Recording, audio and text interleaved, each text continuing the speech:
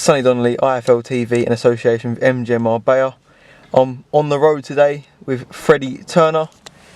Fred, it's been a few weeks, maybe a few months, or a month or so. Just over a month it's been. Since the unfortunate injury happened to you in your Southern Area fight with Chris Agidua. What happened? You know, it's devastating is the word. It's devastating to me and to my little camp Jimmy and that, because it's like bittersweet. That was the best I've ever boxed, the best I've ever felt. I felt powerful and strong, and the knee giveaways, it wasn't a freak thing. Nothing like we knew I had a bad knee. I mean, you see when I come to the ring, I had it all wrapped up and that. People that know behind the scenes in sparring, it's happened a couple of times, but we'd got to a point of where we were sort of managing it, you know, like our sparring and that. I mean, obviously we got ready for that, as we always do, really well. I mean, I've done a few good 10-rounders and maybe more, and it never come out once properly in sparring. I've done well, I sparred good fighters, and it was looking like on the night, it was fine, no pain, no nothing, but it's just one of them things, you know. It's horrible that I've lost my title down to injury.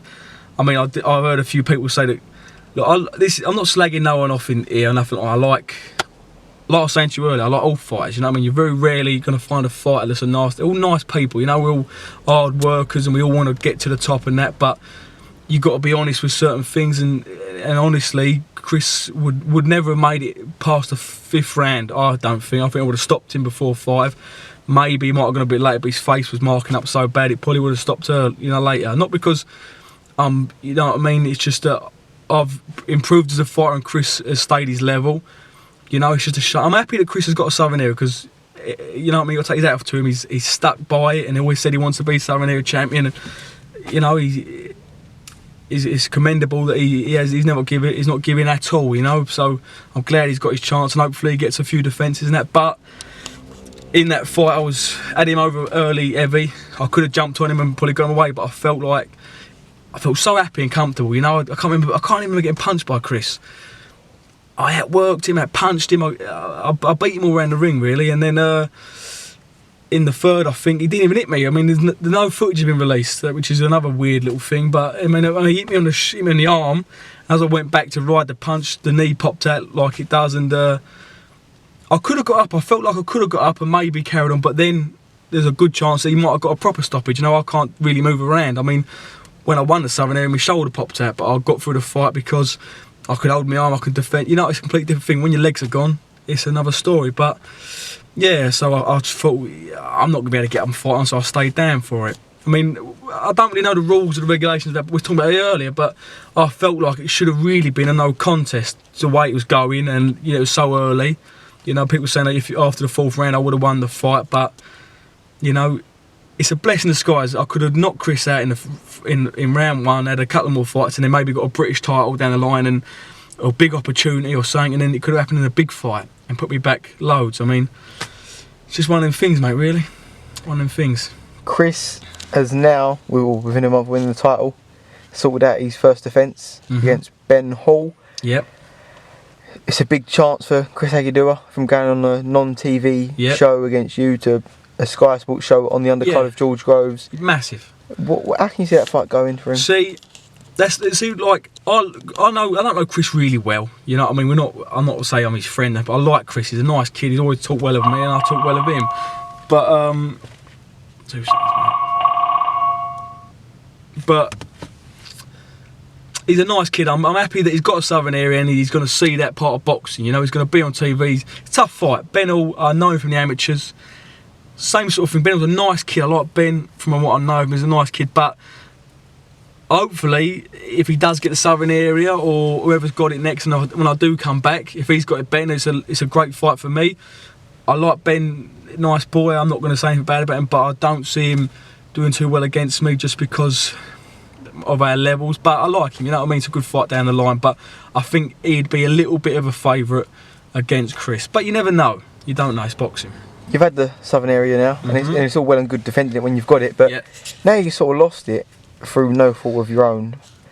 Do you think that you shouldn't, like fighting for it again would be a step back? You should just go and move on to the English or the British or something like that? So this is the plan. See, I mean, I was always thinking about getting my knee fixed anyway, but I was very pig-headed and thought, you know what, I'm just going to keep working through it and it's going to get better. But it's come to a point now. I mean, today I've just come back from my last scans of consultation. It's great news that my surgeon has said that it's nothing massively serious. It's not inside the knee, it's only on the outside. And after Christmas I've got my surgery. They reckon within 2 or 3 months I could fight again, you know. So it's not, I've not took a big chunk out. I mean, as Jimmy says, everyone knows me in the boxing circle, knows how well I live. I don't take the piss, I don't party, I don't booze often, you know what I mean? And when I train, I haven't got to come in the gym and lose stones of weight, because I'm always more or less there, you know, because I don't fight for money or anything like that. I fight because I love boxing. I love fighting and I love being a lot of people around it.